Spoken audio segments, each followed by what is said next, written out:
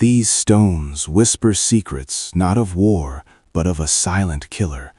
It wasn't swords that broke them, but coins. We often think empires fall because of invading armies or weak kings, but history reveals a more insidious enemy, an enemy that rots the foundation from within, their own economy. Today, we peel back the layers of history to uncover the financial mistakes that destroyed superpowers.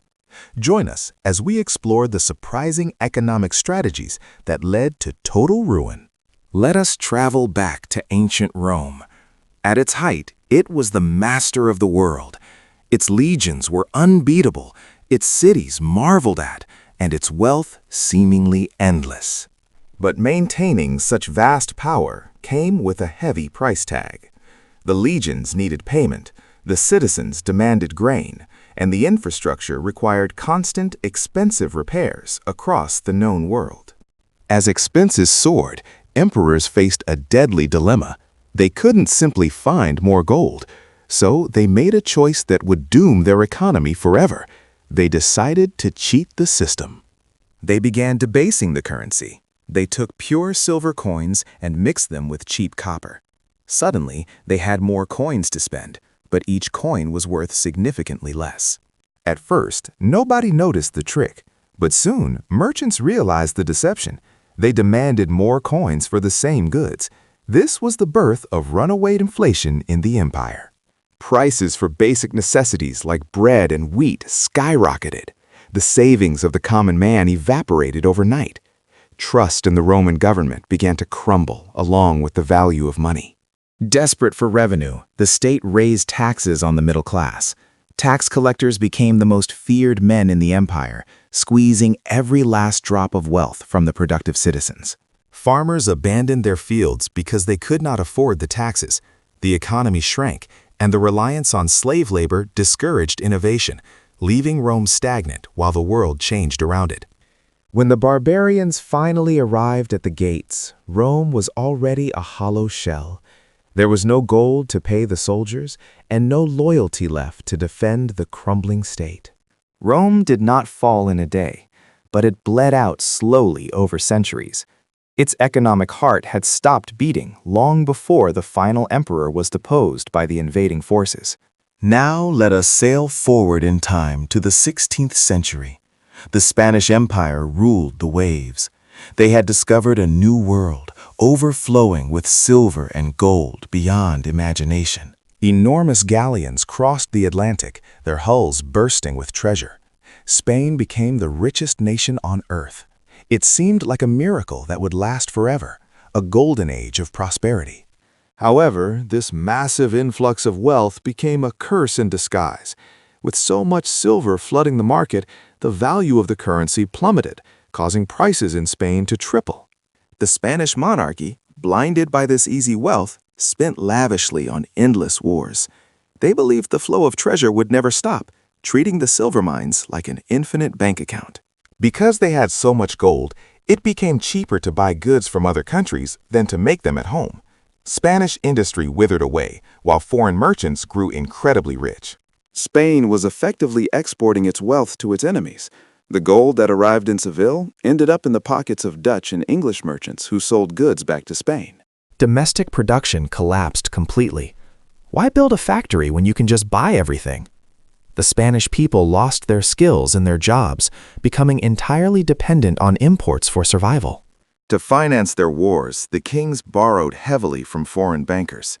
They mortgaged the future silver shipments before they even left the mines. The empire was drowning in massive debt. Inevitably, the shipments were delayed or lost to storms and pirates. The cash flow dried up. The crown declared bankruptcy not once, but multiple times, shocking the global financial system. The richest empire in history had gone broke. It is a stark lesson that having money is not the same as having a strong economy. Spain's glitter was only fool's gold. By the time they realized their mistake, it was too late. Spain slowly faded from the world stage, a victim of its own success and terrible management of its economic resources. Let us now ride east to the vast steppes of Asia. The Mongol Empire, the largest contiguous land empire in history, also faced an economic crisis that helped bring it down. The Mongols were masters of war and trade. They reopened the Silk Road, creating a global network of commerce. But under the Yuan dynasty in China, they tried a dangerous experiment. They introduced the world's first fiat paper currency on a massive scale. It was a brilliant idea to facilitate trade without carrying heavy metal coins across the vast distances of Asia. However, the Mongol rulers, like Kublai Khan, did not understand the discipline required for paper money. When they needed to pay for wars or lavish palaces, they simply printed more notes. There was no silver or gold reserve to back this paper. The market was flooded with bills that became increasingly worthless. It was a classic case of hyperinflation destroying an economy. Merchants refused to accept the paper money. Trade ground to a halt. The complex system of commerce that the Mongols had built began to disintegrate under the weight of bad policy. Simultaneously, the administration became corrupt. Officials hoarded the remaining hard currency while forcing the peasantry to use the worthless paper. Resentment grew among the Chinese subjects against their Mongol overlords.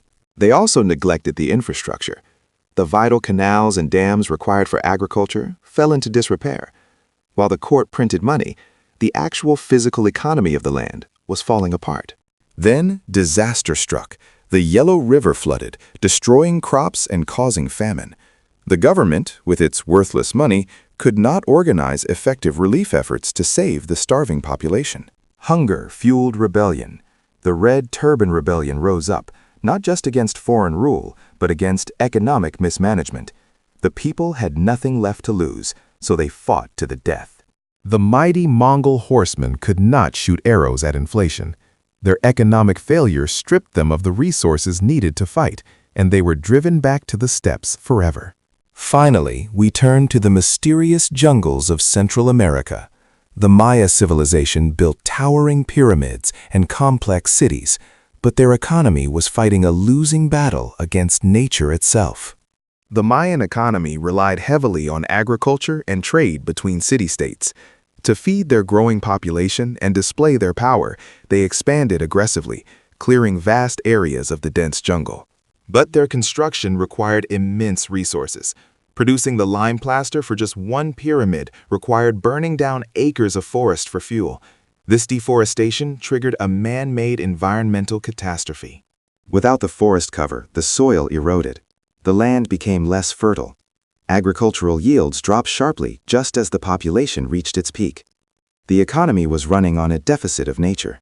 As resources became scarce, trade routes collapsed. City-states that once exchanged jade, cacao, and obsidian went to war over basic necessities like food and water. The economic network fractured completely.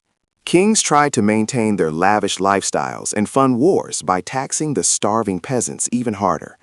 They failed to adapt their economy to the changing reality of their environment. The intricate social contract broke. The common people realized that the elite could no longer guarantee prosperity or safety. They abandoned the great stone cities to return to simple subsistence farming. The jungle slowly reclaimed the marketplaces and temples. The collapse of the Maya was not a sudden bang, but a slow economic strangulation caused by unsustainable growth and resource mismanagement. From Rome's debased coins to Spain's inflation, and the Mongols' paper money to the Mayas' resource exhaustion, the pattern is clear. Economic health is the true lifeblood of any great civilization. Military might can conquer land, but only sound economics can hold it. When leaders choose short-term gains over long-term stability, they sign the death warrant of their own empires. History serves as a mirror for us today. Are we repeating these ancient mistakes? The strategies that destroyed these giants are simple warnings we must heed to protect our future. If you enjoyed this journey through history's economic mysteries, please hit that like button.